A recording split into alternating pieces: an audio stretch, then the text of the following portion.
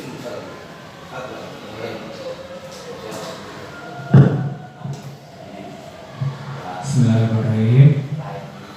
Assalamualaikum warahmatullahi wabarakatuh. Ya baik, selamat siang Bapak Ibu. Ya, masih semangat ya Bapak Ibu ya. Baik, hari ini kita bertemu di siang hari ini ya, kita panjatkan puji dan syukur kehadirat Allah Subhanahu wa taala yang mana telah memberikan kesehatan dan rahmatnya kepada kita semua sehingga kita dapat berkumpul di sini untuk mengikuti bagian dari serangkaian acara diseminasi aksi nyata 1.4 yaitu budaya positif yang nanti akan dibawakan oleh CGP Angkatan 7 dari SDN Nomor 002 yaitu Pak Antonius dari Pak Bagio. Pada kesempatan ini nanti akan dipaparkan mengenai budaya positif dan penerapannya di kelas dan di sekolah.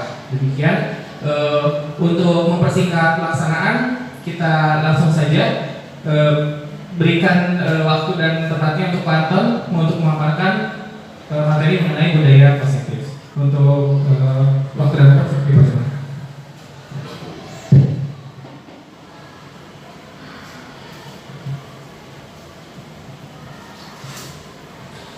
Assalamualaikum warahmatullahi wabarakatuh. Selamat siang Bapak Ibu yang terhormat. Terima kasih atas kesediaan waktunya pada siang hari ini untuk menghadiri acara diseminasi budaya positif. Ini merupakan salah satu tugas kami sebagai calon guru penggerak bahwa kami harus menyampaikan hasil atau pembelajaran kami kepada rekan-rekan sejawat. Semoga 1 jam ke depan ini dapat bermanfaat bagi kita semua. Amin. Kami bukan ingin mengajari Bapak Ibu, tapi kita sama-sama belajar ya Bapak Ibu ya. Saya juga masih belajar, Bapak Ibu juga masih belajar. Semoga tetap semangat untuk 1 jam ke depan. Mohon izin, ini juga direkam di video. Nanti videonya akan kami laporkan di LMS. Learning Management System dan kemudian ada dikirim ke YouTube juga. Tema pada hari ini yaitu mengenai budaya positif. Bapak Ibu, ini yang kami pelajari di modul 1.4 di modul guru penggerak. Kami memiliki 3 modul. Modul yang pertama ini itu mengenai filosofi Ki Hajar Dewantara. Tentu Bapak Ibu mengetahui ya Ki Hajar Dewantara. Ya, dia adalah Bapak Pendidikan Indonesia yang mendirikan organisasi Taman Siswa. Ya, kemudian hari lahirnya diperingati sebagai Hari Pendidikan.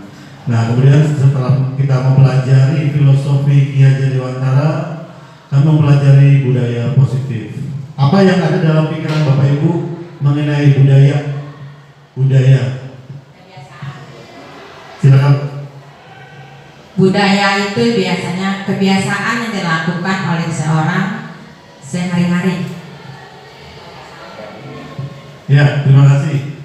Budaya kebiasaan yang dilakukan oleh seseorang atau sekelompok orang sehari-hari itu salah satu budaya. Berarti ya itu. Kemudian ada lagi positif. Siapa kira-kira yang menyampaikan Bu Ana? Positif apa kira-kira Bu Ana maksudnya? Positif itu ialah hal-hal yang berhubungan dengan kebaikan, hal-hal yang mengarah pada hal yang baik. Ya, betul sekali disampaikan tadi. Kalau positif berarti mengarah kepada hal-hal kebaikan. Nah, kira-kira sama seperti itu. Kita tinggal di sekolah, kita hidup sebagai saat ini berprofesi sebagai pendidik, sebagai guru. Kita berarti harus memiliki yang namanya budaya positif di lingkungan sekolah tempat kita belajar.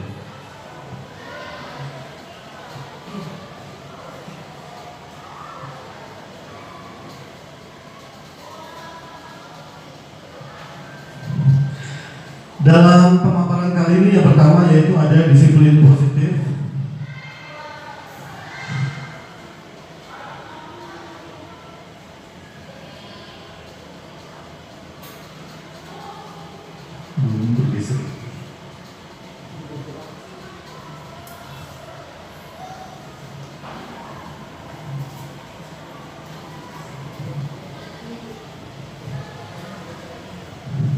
Oh ya, ada sebentar ada ini. Pertama mengenai kontennya, nanti ada kita mempelajari mengenai disiplin positif, nilai-nilai kebajikan, teori motivasi, kemudian nanti ada hukuman, konsekuensi, restitusi, keyakinan kelas, kebutuhan dasar manusia dan dunia berkualitas, kemudian ada restitusi dan segitiga restitusi. Mohon maaf, ini belum tersambung.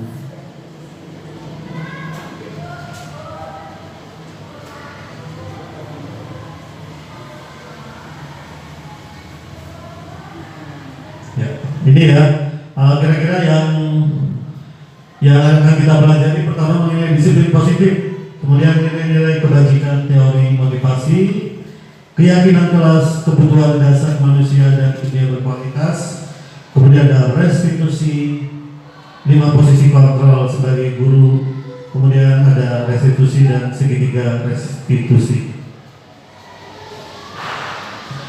Nah, ada pertanyaan, siapakah yang memegang kontrol? Apakah kita sebagai seorang pendidik, apakah anak, apakah orang dewasa atau orang tua? Menurut Pak Gito, siapakah yang memegang kontrol dalam pembelajaran di sekolah? Gurunya, anaknya, atau orang tua? Silakan Pak Gito. Terima kasih. Kalau untuk di kelas otomatis gurunya Pak Anton. Ya, karena kita yang mengarahkan siswa.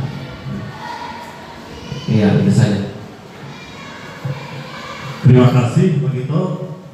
Menurut Pak Gito, yang memegang kelas di dalam pembelajaran adalah gurunya. Jadi guru juga turut memegang kontrol di dalam kelas. Tapi kita akan eksplorasi lebih lanjut lagi. Jadi terdapat miskonsepsi, miskonsepsi tentang makna kontrol. Makna kontrol yang pertama, ini menurut pendapatnya William Glasser, seorang ahli pendidikan, bahwa terdapat miskonsepsi guru dapat mengontrol murid. Ini menurut William Glasser.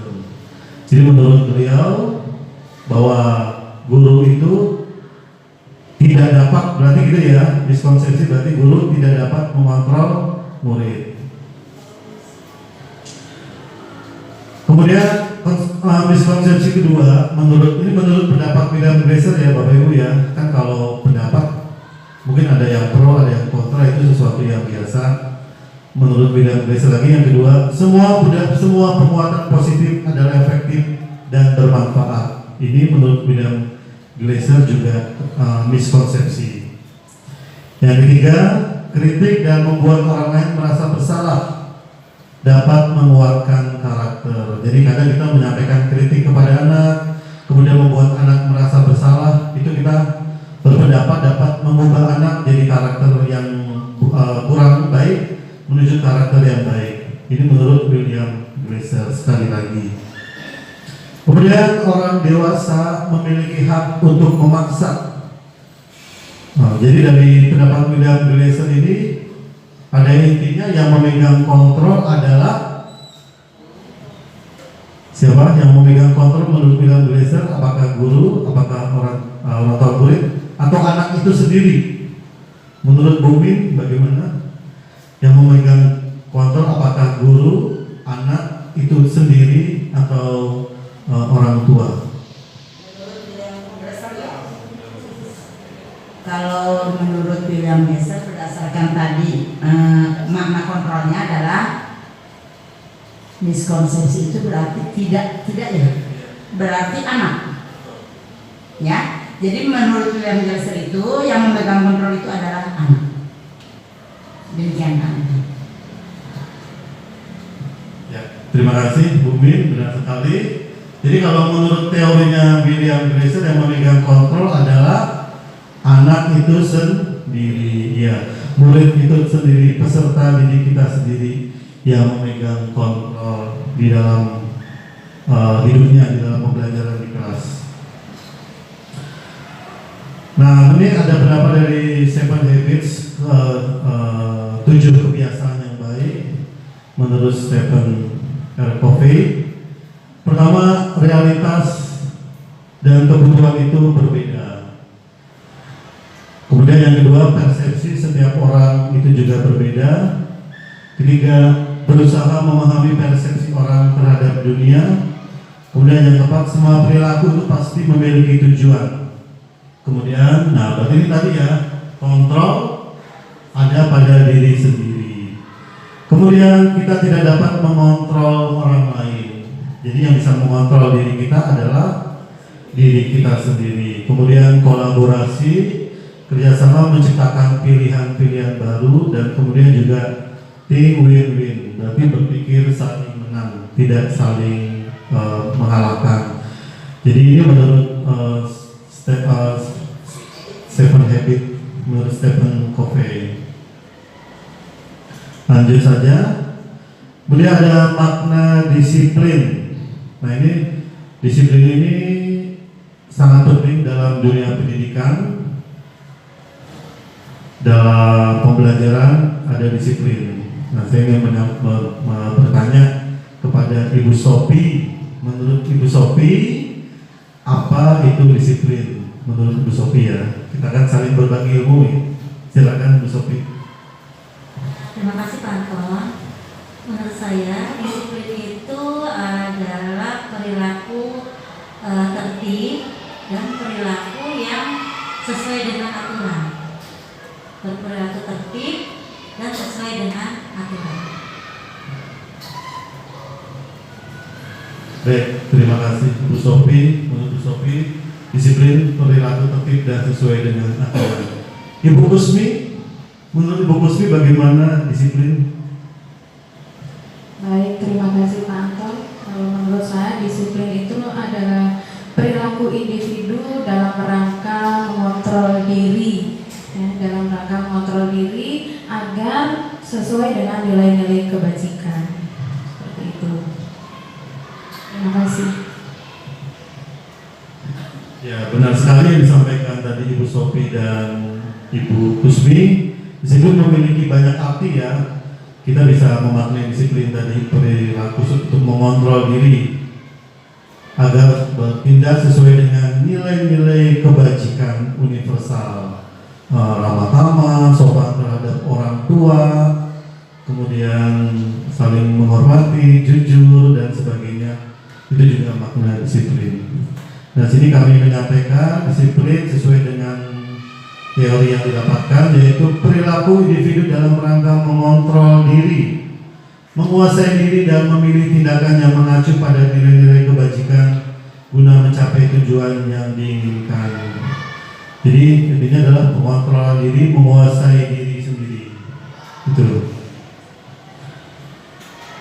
Kemudian nilai-nilai kebajikan adalah sifat-sifat positif manusia yang bertujuan mulia yang ingin dicapai oleh setiap individu. Ini ada pendapat dari Diane Gosen yang memberikan pendapat mengenai nilai-nilai kebajikan.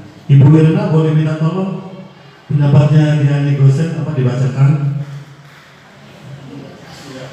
Diane Gosen mengemukakan bahwa dengan mengaitkan nilai-nilai kebajikan yang diyakini seseorang, maka motivasi intrinsiknya akan terbangun sehingga menggerakkan motivasi dari dalam untuk dapat mencapai tujuan yang diinginkan. Ya, terima kasih Bu Irna. Jadi Diane Gosen tahun 1998 mengemukakan pendapat bahwa nilai kebajikan menjadi motivasi intrinsik berarti dari dalam diri seseorang untuk kemudian motivasi, kemudian untuk mencapai tujuan yang diinginkan. Jadi untuk melakukan suatu tujuan seseorang harus ada motivasinya yang menggerakkan ya. Seperti misalnya kita berangkat pagi-pagi karena ada motivasinya untuk mengajar, tentu dengan motivasi-motivasi yang lain lagi. Setiap orang memiliki motivasi berbeda-beda. Tapi dalam dunia pendidikan motivasi kita yaitu jelas sesuai dengan sistem pendidikan nasional kita, yaitu mencerdaskan anak bangsa yang sesuai dengan tujuan pendidikan di dalam Undang-Undang Pembukaan Undang-Undang Dasar 1945, salah satunya mencerdaskan anak bangsa. Nah, nilai-nilai kebajikan itu banyak jenisnya, ada dari Indonesia Heritage Foundation, ada The Virtuous Project, kemudian ada Lifelong Guideline and Life Skill, dan ada profil pelajar Pancasila. Mungkin Bapak Ibu yang kelas 1 dan 4 sudah di luar kepala ya mengenai profil pelajar Pancasila. Berarti kita tanyakan kelas 1 Bu Asma dan Bu Gusmi. Apa saja isi profil pelajar Pancasila, Bu? Setiap pembelajaran kita selalu menyelipkan tentang nilai-nilai Pancasila kepada siswa, terutama dalam kehidupan sehari-hari. Itu ya, jadi mengaitkan perilaku siswa dengan nilai-nilai Pancasila. Menurut Bu Kusmi, profil pelajar Pancasila ada apa saja? Ada profil pelajar Pancasila, ada kebinekaan global, kreatif, mandiri, beriman dan bertakwa. Yang kelima apa ya? Bergotong royong. Bukan. Ya. Jadi itu kebinekaan global, mandiri, kreatif, beriman dan bertakwa, gotong royong. Ada yang kurang, Bu Irna atau Pak Haidir, ada yang kurang nggak? Kira-kira apa lagi? Ada berapa? 6 ya? Kreatif, bernalar kritis, sudah saya disebutkan. Bernalar kritis, berkebinekaan global. Ya, dan itu salah satu profil pelajar Pancasila. Ada lagunya juga ya. Ada lagi yang ini yang apa? Yang familiar aja ya, yang sering kita temui dalam sehari-hari, yaitu profil pelajar Pancasila. Kalau nilai-nilai lain mungkin bahasanya saja yang berbeda, tetapi maknanya hampir sama ya. Kemudian ini ada standar pendidikan nasional. Silakan Pak Arif, ya, dibacakan apa itu standar pendidikan nasional. Membaca Pak Arif. Dari atas Pak.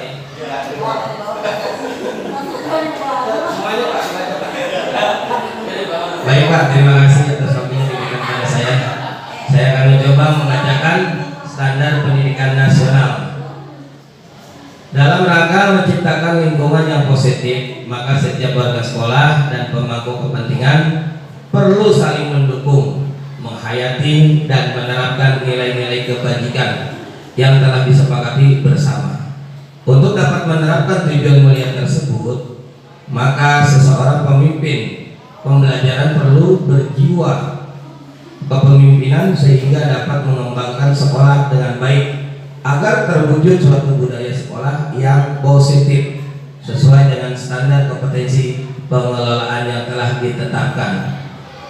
Tujuan mulia dari penerapan disiplin positif adalah agar terbentuk murid-murid yang berkarakter, berdisiplin, santun, jujur, peduli, bertanggung jawab, dan merupakan pembelajar sepanjang hayat sesuai dengan standar kompetensi lulusan yang diharapkan. Sekian dari saya, terima kasih.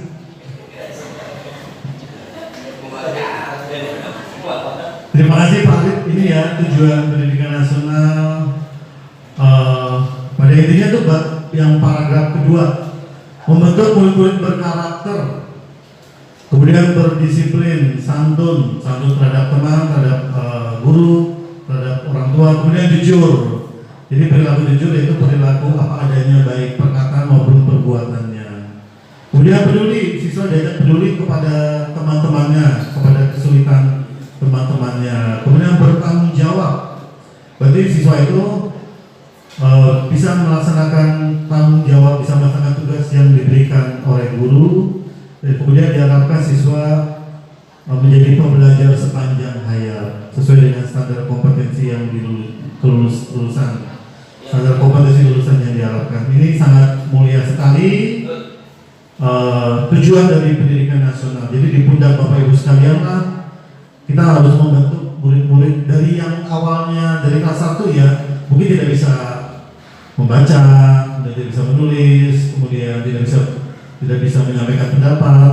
Kalau bertemu dengan teman-temannya dan dibimbing Bapak Ibu guru di SD, jadi bisa menulis, membaca, dan keterampilan pengetahuan yang lainnya. Kemudian juga menjadi siswa yang berdisiplin. Itu masuk sekolah tiap hari, salah satu cara untuk mendisiplinkan diri. Ini kira-kira ya Bapak Ibu ya. Kemudian ada teori motivasi dari Gosser tahun 1968. Pertama yaitu untuk menumbuhkan motivasi adalah yang pertama menghindari ketidaknyamanan. Jadi seseorang ketika untuk melakukan perbuatan kemudian untuk melaksanakan disiplin itu salah satunya didorong untuk menghindari ketidaknyamanan atau menghindari hukuman, betul. Jadi ada anak yang dia disiplin, tapi disiplin itu karena dia takut dihukum, takut dijatuhi hukuman oleh sekolah, oleh guru. Ini teori motivasi dari Gosser. Kemudian ada juga orang melakukan perbuatan atau melaksanakan disiplin itu, melaksanakan budaya positif di sekolah karena ingin mendapatkan imbalan, ingin mengharapkan penghargaan. Nah, penghargaan ini di sekolah tidak harus selalu berupa materi, mungkin dia berupa pujian, kemudian berupa bintang, itu juga salah satu dari contoh imbalan atau penghargaan. Kemudian menjadi orang yang mereka inginkan dan menghargai diri sendiri dengan nilai-nilai yang mereka percaya. Nah, ini yang teori motivasi yang terbaik menurut Gosser adalah jadi orang yang mereka inginkan menghargai diri sendiri. Jadi siswa dia bertindak disiplin, dia berperilaku positif karena menghargai diri mereka sendiri ya, dengan nilai-nilai yang mereka percaya tadi, nilai kejujuran. Dia mengerjakan PR karena dia yakin PR itu adalah bagian dari tanggung jawab. Dia melaksanakan piket kelas. Dia melaksanakan piket kelas bukan karena takut dihukum oleh bapak atau ibunya, tapi dia percaya bahwa dalam melaksanakan piket kelas dia menghargai nilai-nilai diri sendiri itu nilai tanggung jawab. Nah, ini kalau yang keduanya menghindari hukuman dan mendapatkan imbalan, ini adalah motivasi eksternal, artinya motivasi yang berasal dari luar diri siswa.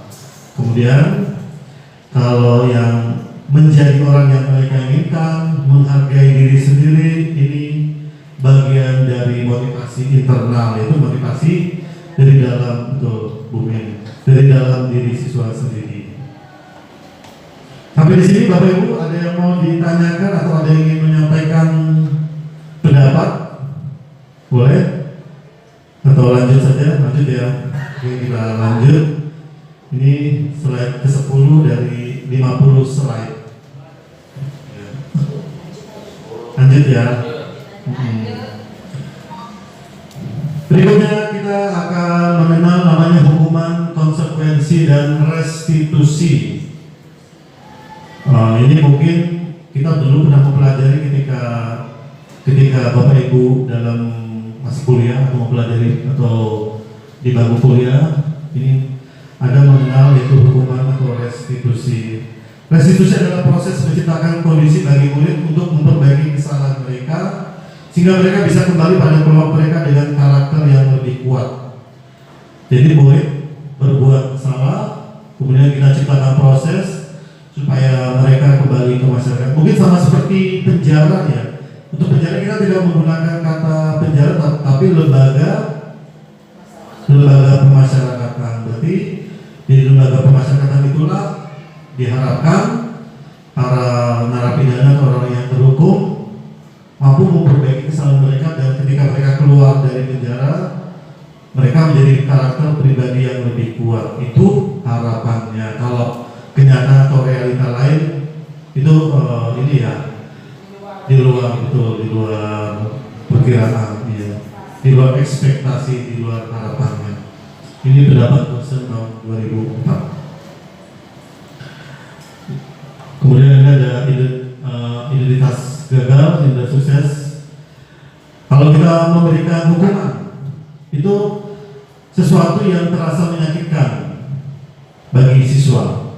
Kemudian tidak nyaman, misalnya siswa terlambat, kemudian kita memberikan hukuman.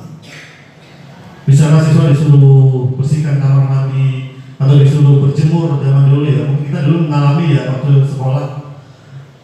Saya juga dulu pernah mengalami ini, terlambat, kunci pagar dikunci, kemudian disuruh menghormat bendera selesai upacara. Itu tapi kalau saya tidak merasa tidak nyaman, saya nyaman-nyaman saja. Kemudian yang ketiga, korban mendapatkan keadilan. Murid atau anak akan merasa tersakiti kalau kita memberikan hukuman. Kemudian ada perilaku pasif atau agresif, itu yang meningkat. Sistem tidak akan berjalan bila murid tidak takut. Kemudian berlaku hanya pada sebuah institusi, tidak pada kehidupan nyata. Peraturannya adalah kamu harus, dan murid pada akhirnya akan membenci peraturan itu sendiri. Ini konsekuensi dari sebuah hukuman. Kemudian ada identitas sukses, disiplin, kita memberikan konsekuensinya bila siswa melakukan hal seperti ini, maka konsekuensinya seperti ini. Kemudian ada untuk restitusinya, pilihan dari perbuatan itu. Kemudian kalau yang lebih baik adalah yang restitusi ya Bapak Ibu ya. Di sini tidak usah saya sampaikan semua. Yang restitusi yaitu bahwa siswa mendapatkan penguatan, kemudian siswa menyelesaikan masalah, kemudian siswa bertanggung jawab untuk perilakunya, kemudian siswa diajar untuk menghormati orang lain. Nah, itu ada dampak negatif, ada dampak netralnya, dan ada dampak positifnya. Kita langsung yang ke positifnya saja, yaitu bahwa bila kita melakukan restitusi, maka akan mendorong disiplin positif, akan mendorong anak untuk memecahkan masalahnya sendiri. Kemudian anak tidak kehilangan waktu, tapi anak bisa memiliki waktu bersemangat untuk memperbaiki diri. Nah, ini berikutnya ada punish by reward. Penghargaan maupun hukuman adalah cara mengontrol perilaku seseorang yang menghancurkan potensi untuk pembelajaran yang sesungguhnya. Menurut Kohn, secara ideal tindakan belajar itu sendiri adalah penghargaan sesungguhnya. Ini menurut punish hukuman dengan memberikan penghargaan. Jadi tidak selalu penghargaan itu positif, karena penghargaan itu juga bisa berupa hukuman. Kok bisa ya penghargaan tapi merasa hukuman? Karena siswa kalau penghargaan itu dia melakukan sesuatu karena mengharapkan imbalan. Ya, sebaiknya adalah bahwa siswa melakukan sesuatu itu bukan mengharapkan imbalan, bukan mengharapkan penghargaan dari guru, pujian dari guru, tapi memang benar-benar dari dalam dirinya sendiri. Tapi tentu saja masih berproses ya. Mungkin kalau kelas 1 siswanya masih merasa bahwa dirinya adalah pusat. Jadi siswa masih senang harus kita beri pujian gitu ya.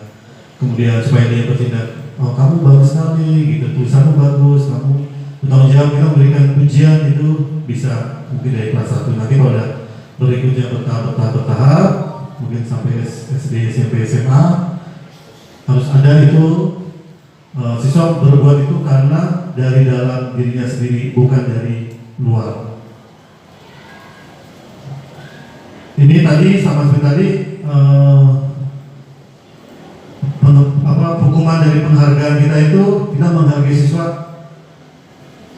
Pertama itu berdampak jangka pendek saja. Misalnya ada siswa yang bertindak disiplin karena diberi hadiah oleh gurunya. Ketika gurunya tidak memberikan hadiah, siswanya juga perilakunya tidak disiplin.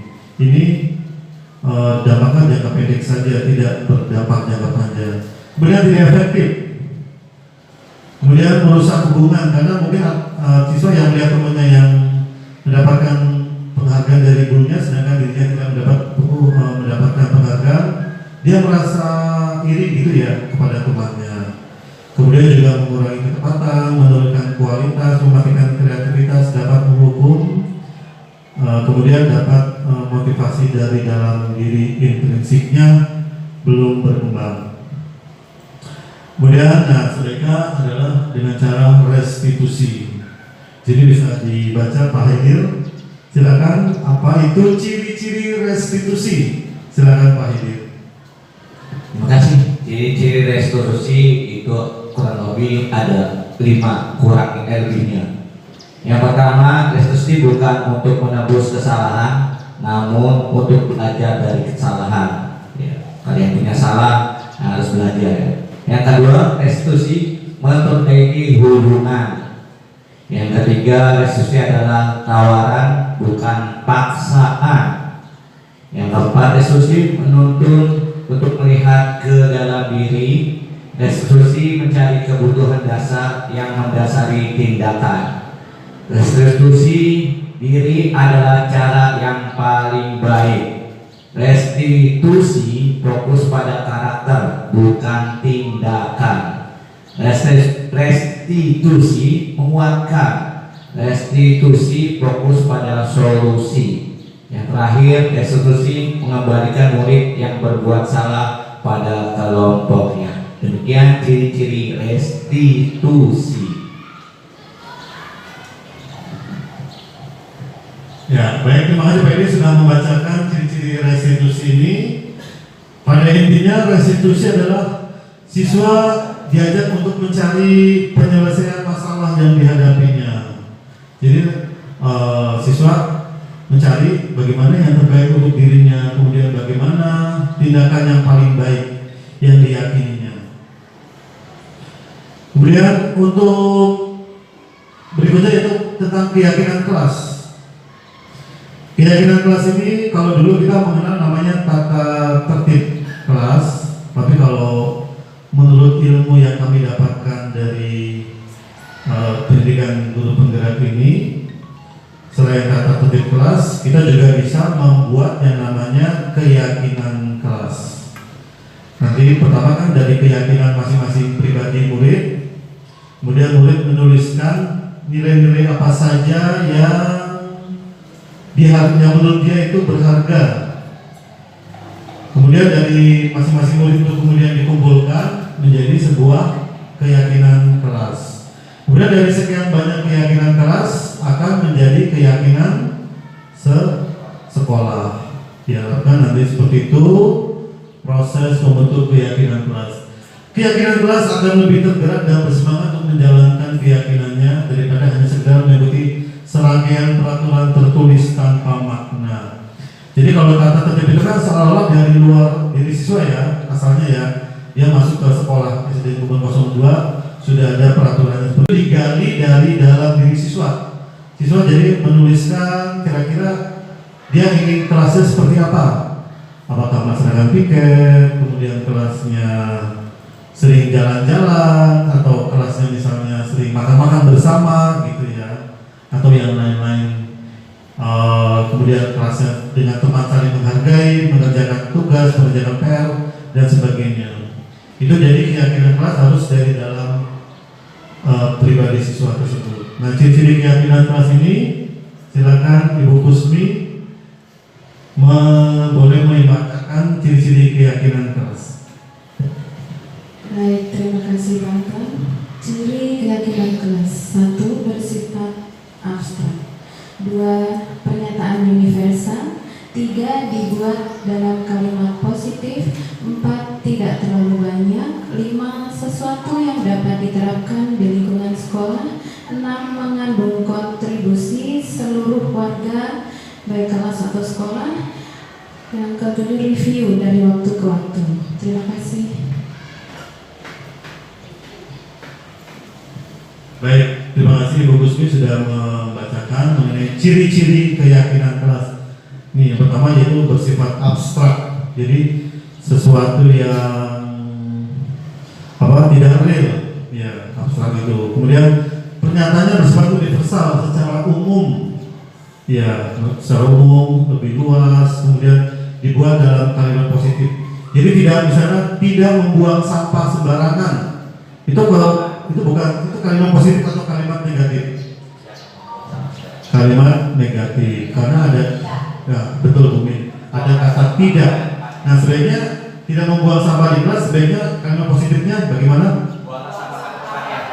Betul sekali Bapak Ibu. Jadi buanglah sampah pada tempatnya. Itu kalimat positifnya. Jadi kita kadang ini ya, kalau menyuruh anak sebaiknya memang harusnya dalam kalimat positif. Jangan lari. Itu kalimat positif atau negatif? Negatif. Karena ada kata tidak, ada jangan gitu. Jangan mencuri, jangan membunuh, jangan bersaksi dusta gitu ada ya. Kemudian kalau itu ada satu lagi, jangan sampai ketahuan.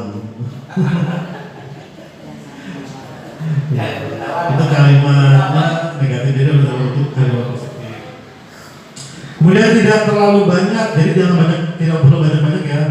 Cukup 2 atau 3 saja atau 4 boleh, itu keyakinan kelas. Karena luas nanti keyakinan kelas ini implementasinya lebih luas. Kemudian bisa diterapkan, jadi jangan membuat keyakinan kelas yang sulit untuk diterapkan. Kemudian mengandung kontribusi seluruh warga kelas, berarti dari keyakinan kelas ini harus semua warga kelas atau semua warga sekolah harus turut dalam proses pembuatan keyakinan kelas ini. Kemudian keyakinan kelas ini bisa diperbaiki, bisa direview, misalnya mau 3 bulan boleh kesepakatan kelas saja, misalnya merasa keyakinan kelas sudah sebaiknya diganti, boleh tuh. Jadi tidak bersifat statis, harus seperti itu dari awal sampai akhir, tidak sesuai dengan kesepakatan kelas saja. Misalnya mau diubah ya kita ubah saja bisa. Ya betul, tergantung perkembangan. Kemudian cara membuat keyakinan kelas ini seperti ada di depan. Silakan Pak Gito bagi membacakan cara membuat keyakinan kelas. Biar nggak ngantuk ya. Terima kasih. Bagaimana cara membuat keyakinan kelas? Yang pertama, melakukan brainstorming dengan siswa mengenai kelas yang mereka inginkan atau kelas ideal. Yang kedua, mengelompokkan data kelas ideal menjadi nilai-nilai kebijakan utama. Yang keempat, menyepakati keyakinan kelas. Yang terakhir, nah ini makanya yang terakhir, secara berkala melakukan penguatan dan pendalaman. Terima kasih, Pak. Betul, ini cara membuat keyakinan kelas. Pasti Bapak Ibu mungkin ada yang sudah pernah membuat keyakinan kelas. Sepertinya kalau belum kelas 1 dan 4 sudah kayaknya ya. Masuk buka kesepakatan kelas ya, boleh ya, keyakinan kelas. Kesepakatan kelas, oh ya. Mungkin ini bahasa dari modul yang saya dapatkan, keyakinan kelas. Tapi mungkin sebetulnya yang dimaksud itu sinonim ya dengan keyakinan kelas. Saya ingin mendengarkan guru kelas 1 atau guru kelas 4 nih. Bagaimana sih dulu cara membuat keyakinan kelasnya? Kira-kira secara garis besar aja, tidak usah terperinci. Kelas 1 dulu boleh, kelas 1 dulu bagaimana proses membuat sebuah kesepakatan kelas ya. Ya, kita bisa saling berbagi sini. Silakan Bu Puski. Ya, terima kasih Pak Anton untuk yang kesekian kalinya. Di awal pertama kali tahun ajaran baru, kami kelas 1 membuat kesepakatan kelas dengan cara anak-anak semuanya mengutarakan apa yang mereka inginkan dalam kelas kita nantinya sampai nanti 1 semester ke depan, seperti itu. Misalnya ada yang menulis datang tepat waktu atau 10 menit sebelum masuk sudah hadir, seperti itu, atau memakai seragam sesuai jadwal, atau ada juga yang anak menuliskan setiap hari membawa bekal. Dan alhamdulillahnya nggak ada yang menuliskan setiap pulang minta sambut dulu, nggak ada. Demikian Pak Anton, mungkin ditambahkan oleh yang lain, silakan.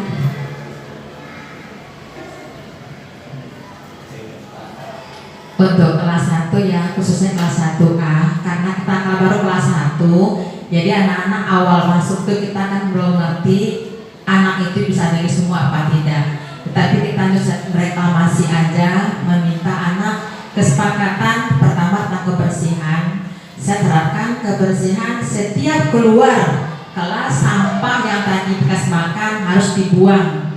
Jadi sebelum pulang keluar kelas, dia sampahnya harus dibuang dulu. Setelah buang semua, udah rapi, baru siap untuk pulang. Jadi pertama saya cuma masih kasih tentang sampah, belum yang hal-hal yang lain.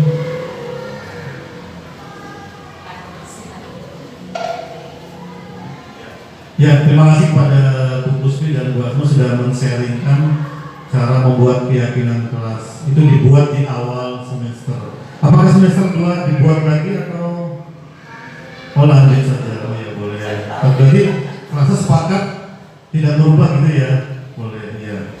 Sekarang kita ke kelas 4 ya, biar Bapak juga tidak salah mendengarkan kita sering berbagi pengalaman. Silakan kelas 4 Bu Irna dulu atau Pak Haidir dulu ini. Ladies first atau itu? Ladies first katanya. Silakan Bu Irna ceritakan pengalaman membuat kesepakatan kelas di kelas Bu Irna secara garis besar saja. Terima kasih Pak Anton. Mungkin kurang lebih sama dengan Ibu Kusmi dan Ibu Asma. Kemudian mungkin yang bisa ditambahkan bertanya ya, anak-anak inginnya kelasnya seperti apa sih agar kita sama-sama nyaman. Kemudian anak-anak juga tidak merasa dikekang atau merasa bahwa selalu terancam ya. Karena kan kita dulu suka nggak merasa ya kalau kita tuh secara tidak langsung mengancam gitu ya, langsung memberikan hukuman gitu. Jadi kalau di kelas 4 saya menerapkan keyakinan kelasnya dengan rasa bertanggung jawab. Karena kan kelas 4 itu sudah kelas besar. Jadi saya mau menekankan rasa tanggung jawabnya. Contohnya seperti kami membuat kesepakatan, kadang ada beberapa anak yang tidak membawa buku. Kalau tidak membawa buku, saya suruh maju anaknya ke depan. Saya suruh lihat apa sih yang dibawa bukunya hari itu. Memang agak sedikit bikin deg-degan anak ya. Tapi kan itu bagaimana dia bertanggung jawab atas dirinya sendiri ya. Apakah dia memperhatikan apa yang harus dibawa pada hari itu. Jadi kalau dia ternyata tertangkap basah membawa pelajaran kemarin, nah baru kami berikan konsekuensi yang sesuai dengan kesepakatan di awal. Contohnya dia piket, untuk jadwal dia harusnya tidak piket, hari itu dia harus mengikuti piket, seperti itu Pak Anton. Ya, terima kasih Bu Irna. Sepertinya Bu Irna sudah membuat kesepakatan kelas yang baik, ya bisa diterapkan kepada siswa. Itu dari kelas 4. Berikutnya ke kelas 4-nya Pak Haidir. Kita juga ingin mendengar bagaimana pengalaman membuat kesepakatan kelas, atau dalam bahasa di sini itu membuat keyakinan kelas. Silakan Pak Haidir menceritakan pengalaman membuat kesepakatan kelasnya secara garis besar saja. Silakan Pak. Ya, terima kasih Pak Anton. Untuk kesepakatan kelas sama kayaknya. Yang pertama dari kelas 1 ya Bu Mia dan Bu Asma, ditambah lagi dengan Bu Irna. Ya, pada intinya emang kelasnya tinggi. Yang pertama saya menerapkan dengan Pembeli Pancasila yang mandiri. Ya, setiap anak, setiap pembelajaran itu saya terapkan mandiri dalam menghitung. Jadi berani sendiri. Karena anak-anak yang sekarang saya lihat juga untuk menghitung kayak ini bisa nyontek-nyontek jangan maju, harus berani dulu. Pak takut salah, jangan takut, mandiri. Yang pertama kesepakatannya kita harus mandiri dulu. Kan saya itu pertama itu. Yang kedua kesepakatan saya nanya nih semuanya, alhamdulillah berada bisa. Gimana kita pulangnya jam 12.15, ada waktu ajar. Akhirnya kita kesepakatan ada ibadah, ya udah kita ibadah dulu. Akhirnya alhamdulillah kelas saya jadi jam 12 kurang pas saja sholat kita sepakat untuk ibadah bersama-sama berjamaah. Di antaranya itu kesepakatannya Terus ada lagi kesepakatan yang lainnya? Ya, setiap awal biasa kita baca doa, terus baca lagu wajib, dan juga surat-surat pendek yang setiap hari, setiap Senin sampai hari Kamis, ya baca 3 surat. Hari Seninnya kita baca Anas sampai kelompok, karena sampai hari Kamis dan hari Jumat ada butuhnya. Itu kesepakatan kami, dan di kelas untuk yang lainnya mungkin itu tambahan-tambahan yang ada di kelas anak. Terima kasih. Terima kasih Pak Haidir sudah menyampaikan pengalaman kelasnya. Pertama itu mandiri, kemudian membuat selesai pulang sekolah melaksanakan ibadah. Itu salah satu dari sekian banyak keyakinan kelas di kelas Pak Haidir ya. Bagus sekali ya Bapak Ibu ya. Kemudian di sini ada cara membentuk keyakinan kelas. Pertama yaitu ada, kalau ini ada contoh yaitu keyakinan kelas cukup 3, yaitu bersih dan tertib, kemudian menghormati sesama, kemudian juga tugas tuntas dan excel ya, berarti tugasnya harus diselesaikan. Ini contoh keyakinan kelas. Tentu saja ini hanya contoh saja, keyakinan kelas yang lain sesuai dengan kebutuhan, sesuai dengan kesepakatan kelas masing-masing kelas Bapak Ibu ya. Berikutnya kita menuju ke bagian 5 kebutuhan dasar manusia. Manusia memiliki kebutuhan dasar. Yang pertama ada penguasaan, kemudian ada kasih sayang dan merasa diterima, kemudian ada bertahan hidup, ada kesenangan, dan ada kebebasan. Ini 5 kebutuhan dasar manusia.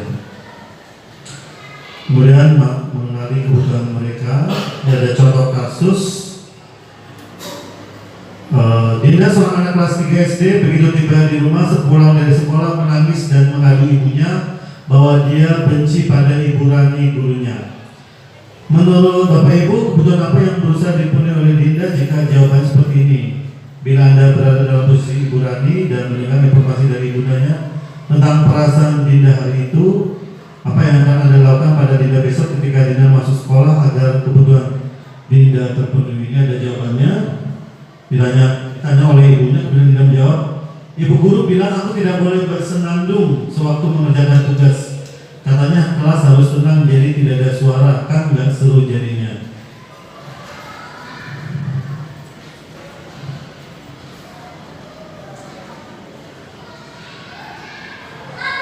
Jadi kira-kira kebutuhan apa yang kebutuhan dari penguasaan, kasih sayang, bertahan hidup, kesenangan, kebebasan, bertahan hidup, yang Dinda ini kesenangan, betul. Yang kedua, Ibu guru tidak menyapaku hari ini, padahal aku memakai jepit kasih sayang. Ya. Sepertinya sudah bisa ya, kita langsung saja berikutnya. Ini contoh. Kemudian ada identifikasi kebutuhan diri. Dunia berkualitas, silakan Bu Ana membacakan apa itu dunia berkualitas. Dunia berkualitas. Dunia berkualitas adalah tempat khusus dalam pikiran kita, tempat kita menyimpan gambaran representasi dari semua yang kita inginkan. Murid kita juga mempunyai gambaran dunia berkualitas mereka. Tentunya sebagai guru kita ingin merasa mereka memasukkan hal-hal bermakna dan nilai-nilai kebajikan yang hakiki ke dalam dunia berkualitas mereka. Ya, terima kasih Bu Ana. Itu dunia berkualitas itu berada dalam pikiran kita ya, juga bukan hanya dalam pikiran guru, juga dalam pikiran anak-anak. Jadi nilai-nilai kebajikan yang ingin kita masukkan itu harus sesuai dengan dunia berkualitas anak-anak. Kemudian ada restitusi, ada 5 posisi kontrol dari guru. Diana Gosa menyampaikan bahwa ada 5 posisi kontrol. Pertama, guru sebagai penghukum, kemudian kedua, guru sebagai pembuat rasa bersalah, kemudian guru sebagai teman, guru sebagai pemantau, observer, dan guru sebagai manajer. Kemudian, nah ini ada tipe pertama, ini guru untuk menegakkan disiplin, Pertama adalah tipe sebagai seorang penghukum. Seorang penghukum bisa menggunakan hukuman fisik atau verbal. Orang-orang yang menjalankan posisi penghukum mengatakan bahwa sekolah menggunakan sistem atau alat yang dapat lebih menekan murid-murid lebih dalam lagi. Ini biasanya ada kata-kata misalnya patuhi aturan saya atau awas. Itu contoh hukuman verbal. Kamu selalu salah. Kemudian pasti selalu yang terakhir selesai.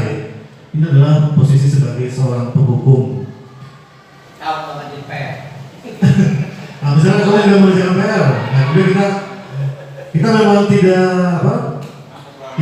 kita bilang kamu pemalas, itu juga sudah bagian dari menghukum, ya.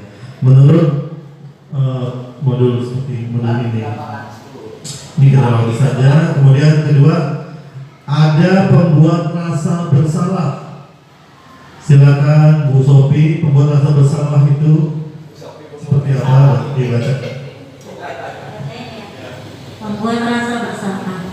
Pada posisi ini biasanya guru akan bersuara lebih lembut. Membuat rasa bersalah akan menggunakan keheningan yang membuat orang lain merasa tidak nyaman, bersalah atau rendah diri. Nah, untuk contohnya boleh Bu Sophie bagaimana cara membacakan, misalnya saya telat gitu ya, Bu Sophie bagaimana supaya membuat saya merasa bersalah? Ibu sangat kecewa ya, kamu setiap hari datangnya telat. Kemudian muridnya biasanya ada rasa bersalah ya. Nah, berapa kali Bapak harus memberitahu kamu? Itu juga rasa bersalah. Kemudian ini contoh orang membuat rasa bersalah, kita lewati saja. Kemudian posisi guru sebagai teman. Silakan Pak Gito, kira-kira seperti apa posisi guru ini sebagai teman?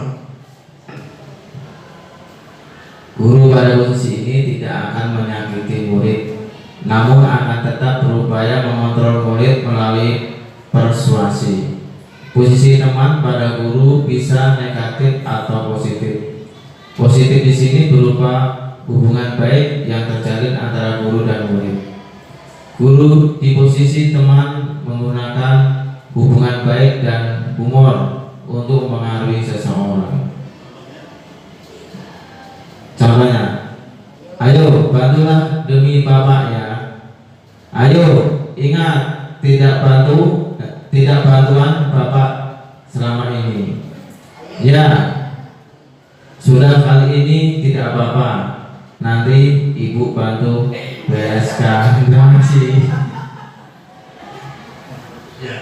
Nah, ini adalah contoh posisi guru sebagai teman ketika berhadapan dengan siswa yang berperilaku di luar tata segi berperilaku yang tidak diharapkan. Kemudian posisi berikutnya keempat ada posisi sebagai pemantau. Silakan Bumi, kira-kira posisi pemantau. Pemantau. Posisi pemantau akan bertindak berdasarkan pada peraturan-peraturan dan konsekuensi. Dengan menggunakan sanksi atau konsekuensi, pemantau memisahkan hubungan pribadinya dengan murid. Peraturannya apa? Apa yang telah kamu lakukan? Sanksi, konsekuensinya apa? Begitu Pak Anton. Terima kasih Bumi untuk posisi teman sebagai pemantau. Dan nanti ada pertanyaan. Ya. Dan yang terakhir adalah posisi guru sebagai seorang manajer. Pak Alif, Alif ini. Saya tahu bagaimana posisi guru sebagai seorang manajer.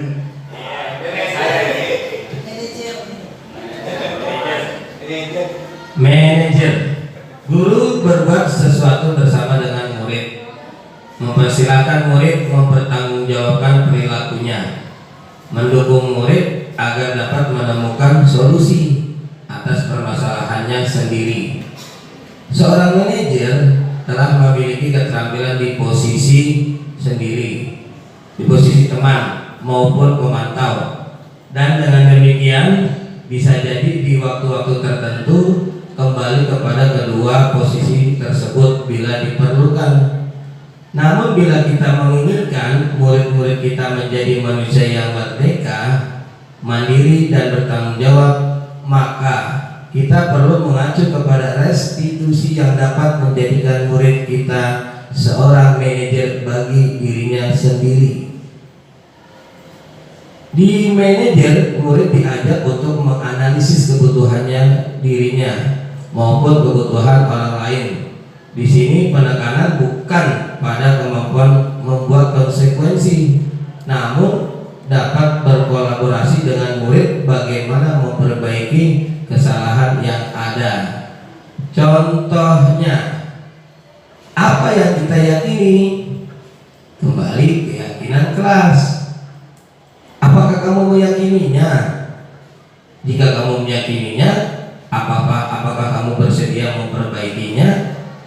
Jika kamu memperbaiki ini, hal ini menunjukkan apa tentang dirimu. Apa rencana kamu untuk memperbaiki hal ini? Demikian, terima kasih atas waktunya tentang guru menjadi manajer. Terima kasih Pak Arif. Nah, dari berbagai posisi tadi, kita diharapkan sebagai guru, Bapak Ibu, kita diharapkan berada pada posisi sebagai seorang manajer. Pada posisi manajer, guru sebaiknya tulus, tidak perlu marah, tidak perlu meninggikan suara, apalagi menunjuk-nunjuk jari ke murid. Kemudian fokus guru adalah pada murid, bukan untuk membahagiakan guru atau orang tua, tetapi murid sudah mengetahui adanya masalah. Kemudian guru akan mengembalikan tanggung jawab kepada murid untuk mencari jalan keluar yang terbaik, tentu dengan bimbingan seorang guru. Nah, ini kita lewati saja. Nah, jadi ini pertanyaannya. Kalau saya kecewa sekali dengan kamu, ini kira-kira posisi guru sebagai apa? Betul, sebagai pembuat rasa bersalah. Betul. Kamu tidak pernah benar melakukan sebagai penghukum. Ayolah, lakukan demi Bapak sebagai teman. Apakah kamu mau mendapatkan stiker bintang hari ini? Kira-kira sebagai apa nih ya? Mendapatkan bintang hari ini.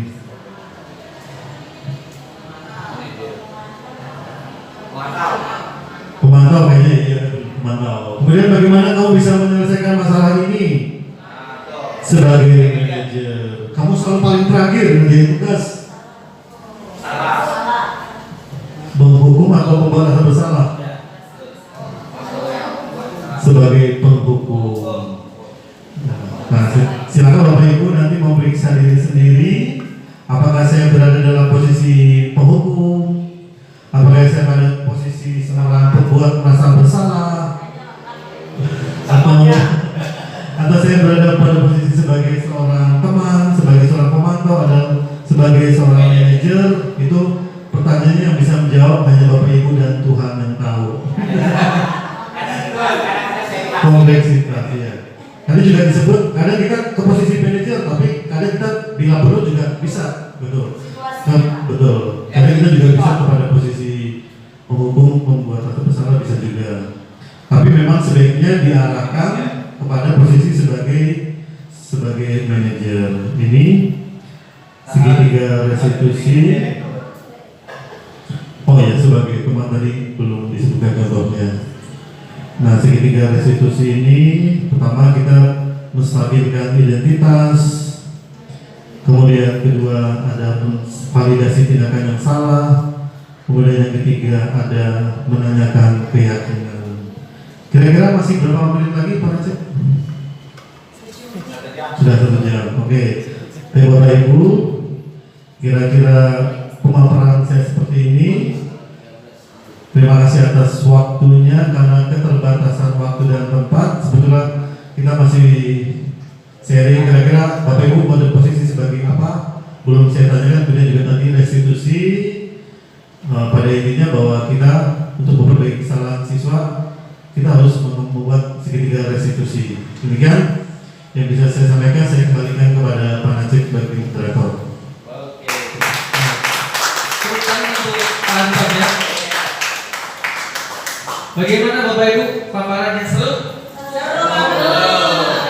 Banyak ilmu yang didapat ya. Terima kasih banyak Pak Anton atas paparannya yang luar biasa ya.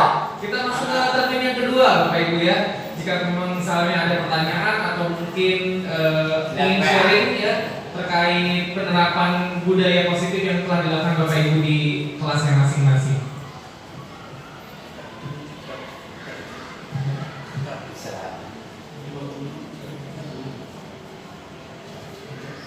Baiklah, kalau misalnya tidak ada ya, kita cukupkan sekian untuk paparan hari ini. Mudah-mudahan ilmu yang telah diberikan oleh Pak Anton dapat bermanfaat untuk kita semua. Amin. Jadi kita bisa memajukan sekolah kita SD Kubon 002.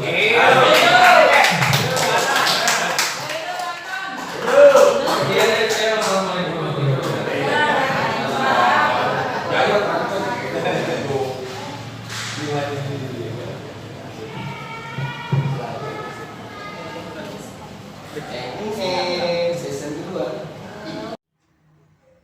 Assalamualaikum warahmatullahi wabarakatuh. Saya Ibu Kusmiati Ningsih dari SDN Kebon Kosong 02. Alhamdulillah untuk CGP di sekolah kami, Pak Antonius Heri Pambagio sudah melaksanakan budaya positif di sekolah sebagai wujud dari modul 1.4, dan semoga ke depan lebih baik lagi berkolaborasi bersama untuk berproses menuju perubahan yang lebih positif. Pak Anton juga sudah membuat keyakinan kelas. Dari sini siswa diharapkan dapat mengontrol diri dan tindakan ke arah yang lebih baik dan berpegang pada nilai kebajikan sesuai dengan keyakinan kelas yang sudah dibuat bersama. Semoga ilmu yang didapat para CGP kami dapat ditularkan kepada kami guru-guru lain dan juga dapat memberi dampak dan perubahan positif bagi pendidikan khususnya di sekolah kami. Demikian penilaian dari saya untuk Pak Antonius Heri Pambagio. Sukses selalu. Wassalamualaikum warahmatullahi wabarakatuh. Selamat pagi, salam dan bahagia. Saya Nacep Hamrat, saya adalah rekan dari Pak Antonius Heri Pambagio di SDN Kebon Kosong 02. Di kelas, Pak Antonius telah membuat keyakinan kelas dan menerapkannya secara konsisten. Lalu, saat siswa mengalami permasalahan, Pak Antonius pun telah melakukan restitusi pada siswa-siswanya. Pak Antonius sangat menginspirasi saya selama di SDN Kebon Kosong 02. Teruslah menjadi guru penggerak yang berprestasi dan terus menginspirasi kami. Selamat pagi. Assalamualaikum warahmatullahi wabarakatuh. Perkenalkan, nama saya Alvina Maulana Ibrahim. Saya murid kelas 6B. Saya sekolah di SDN Kebon 002. Pak Anton sudah melaksanakan budaya positif di sekolah. Jika saya melanggar peraturan, maka saya dibuat menyadari pelanggaran dan menjadi lebih baik, lebih bertanggung jawab, dan terima kasih. Wassalamualaikum warahmatullahi wabarakatuh. Assalamualaikum warahmatullahi wabarakatuh. Nama saya Donta Alexandri, saya murid kelas 6B. Saya sekolah di SDN Kebon 002. Pak Anton sudah melaksanakan budaya positif di sekolah. Jika saya melanggar peraturan, maka saya dibuat menyadari pelanggaran dan menjadi lebih bertanggung jawab. Terima kasih. Wassalamualaikum warahmatullahi wabarakatuh. Assalamualaikum warahmatullahi wabarakatuh. Perkenalkan, nama saya Alvin Wijaya, saya murid kelas 6B. Saya sekolah di SDN Kebun Kosong 02. Pak Anton sudah melaksanakan budaya positif di sekolah. Jika saya melanggar peraturan, maka saya dibuat menyadari pelanggaran dan menjadi lebih bertanggung jawab. Terima kasih. Wassalamualaikum warahmatullahi wabarakatuh.